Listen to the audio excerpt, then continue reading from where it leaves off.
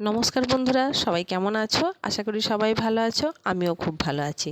আমি নবনীতা। এসো আমার রান্নাঘরে নতুন পুরনো সমস্ত বন্ধুদের স্বাগত জানাই আজকে এই রেসিপির সাথে।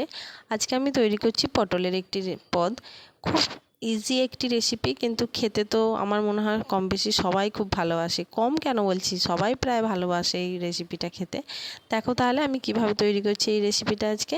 এখানে দেখো, প্রথমে আমি পটল নিয়েছি, কিন্তু পটলগুলো একদম গোটা গোটা রেখেছি আর হালকা করে একটু খোলা রেখে রেখে ছাড়িয়েছি। আর মাছ থেকে এরকম হালকা হালকা করে একটু চেড়ে দিয়েছি, যাতে রান্নার সময় এর মধ্যে ভালো করে তেল মশলা টেস্ট সমস্ত কিছু ঢুকে যেতে পারে। এখন দেখো, পটলগুলোর মধ্যে নুন আর হলুদ দিয়ে একটু মাখিয়ে নিলাম। এটা একটু ওই 3 থেকে 4 মিনিটের মতো একটু রেখে দেব। এখন দেখো, কড়াইয়ে বসিয়ে দিয়েছি সর্ষের তেল গরম হতে। এটা তোমরা চাইলে সাদা তেল দিয়েও করতে পারো, কিন্তু সর্ষের তেল দিয়ে করলে টেস্ট একটু বেশি অবশ্যই ভালো হয়। এখন দেখো, পটলগুলো এক এক করে তেলের মধ্যে দিয়ে দিচ্ছি। খুব সাবধানে দিতে হবে কিন্তু। আর তেলটা কিন্তু আমি খুব কম করেই দিয়ে করছি, কেননা প্রতিদিনের রান্না যেহেতু, এটা এমন কোনো একবারে স্পেশাল কোনো পদ নয়, তাই অযথা বেশি তেল দিয়ে আমি রান্না করছি না। প্রতিদিনের খাওয়ার মতো রেসিপি, প্রতিদিনের খাওয়ার মতো যে ধরনের রান্নাগুলো আমরা করে থাকি, সেগুলো কিন্তু আমরা অতটাও বেশি তেল দিয়ে রান্না করি না। কেননা ধরো, অনুষ্ঠান বাড়ির রান্না হয় এক রকমের, আর নিত্যদিন ঘরে আমরা যেরকম তরকারি খেয়ে থাকি সেগুলো কিন্তু একটু হয় অন্য রকমের। অত তেল মশলা দিয়ে প্রতিদিন তো আর খাওয়া চলে না, তাই তেলটা একটু কম করেই দিয়েছি। এখন দেখো, পটলগুলো কিন্তু খুব ভালো করে তেলের মধ্যে একটু নেড়ে চেড়ে নিলাম। এবার এটা একটু ঢাকা দিয়ে রান্না হতে দেব। গ্যাসের ফ্লেমটা একটু কম রেখে আর একটা ঢাকা দিয়ে দেব।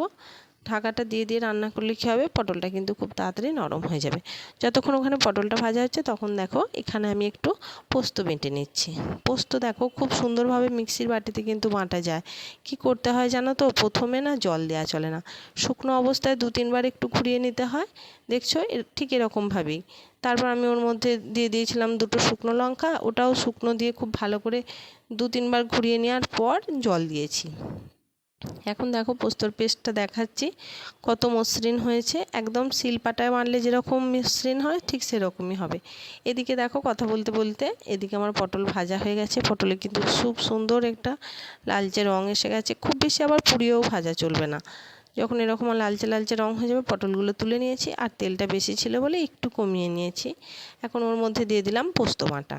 পোস্ত বাটাটা দিয়ে এবারে কিন্তু মিক্সির বাটির যে ধোয়ার জলটা, সেটাও দিয়ে দেবো, কেননা পোস্তর অনেক দাম, একদম নষ্ট করা চলবে না। এখন দেখো, খুব ভালো করে জলটা দিয়ে দিলাম। দিয়ে এর মধ্যে দিয়ে দেব লবণ, চিনি। চিনিটা অবশ্যই একটু, নিরামিষ পদ যেহেতু একটু চিনি দিলে টেস্টটা ভালো হয়। আর দিলাম একটু অল্প করে, একদম চামচের ডগায় একটুখানি হলুদ। জানি পোস্তের রঙ যেহেতু সাদা, তাই এর সাদা রঙটাই বেশি ভালো লাগে, কিন্তু একটু হলুদ দিলে কি হয়, বেশি না, একদম অন্যান্য তরকারির মতন হলুদ রঙ এরকম তো পোস্ত মোটেই ভালো লাগে না। অল্প করে একটু দিলে কি হয়, পোস্ত দেখবে রান্না করে রাখার পর যে একটা জল কেটে যায়, সেই জলটা কিন্তু ছাড়ে না অল্প একটু হলুদ দিয়ে দিলে। এটা কিন্তু একটা টিপস, তোমরা একটু বাড়িতে ট্রাই করে দেখতে পারো। আমার মনে হয় এটা হয়। একটু অল্প করে হলুদ দিয়ে দিলাম, নুন চিনি সমস্ত কিছু টেস্ট করে নিলাম। এখন এর মধ্যে দিয়ে দিচ্ছি ভেজে রাখা পটলগুলো। আর কিছুই না, রান্না হয়েই এসেছে। এগুলো এখন ঢাকা দিয়ে একটু কিছুক্ষণ একদম গ্যাসের ফ্লেম কম রেখে একটু রান্না হতে দেব ঢাকা দিয়ে, কেননা এর ভেতরে, পটলগুলোর ভিতরে আর কি, সমস্ত কিছু টেস্ট ফ্লেভার যাতে এর মধ্যে ঢুকে যায়, তাই একটু ঢাকা দিয়ে রান্না হতে দেব। তাহলেই কিন্তু একদম তৈরি হয়ে যাবে। একটু শুকনো শুকনো পাড়া হয় এই পদটা, খুব একবারে পাতলা ঝোলের মতন এরকম হয় না, একটু শুকনো শুকনো পাড়া করে নেব। দেখছো প্রায় তৈরি হয়েই গেছে। অবশ্যই করে কিন্তু যদি ভালো লাগে ভিডিওটা, আমার চ্যানেলটা সাবস্ক্রাইব করে আমার বন্ধু হয়ে পাশে থাকার অনুরোধ রইল।